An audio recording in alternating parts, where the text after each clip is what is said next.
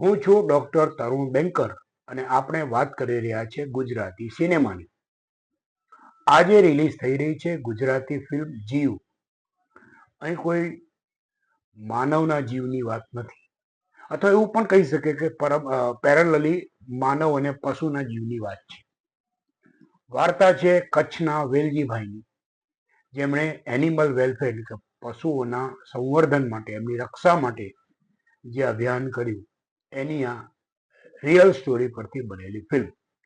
Parallelly વિભાજિત થયેલ પરિવારને એકત્રિત કરવાની પણ વાર્તા.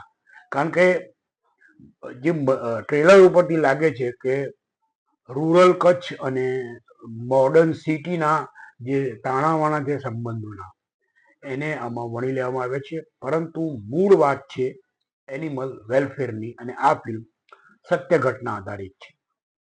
ફિલ્મના મુખ્ય કલાકારો છે ધર્મેન્દ્ર ગોહિલ, શ્રદ્ધા ડાંગર, હેમાંગ જોશી, આકાશ ઝાલા, સની પંચોલી અને બીજા ઘણા બધા. દિગ્દર્શક છે જીગર કાપડી, નિર્માતા છે વિક્કી મહેતા, નીરવ મહેતા. આ ફિલ્મ આજે બહુ જ સારા પ્રમાણમાં થિયેટરોમાં રિલીઝ થઈ રહી છે.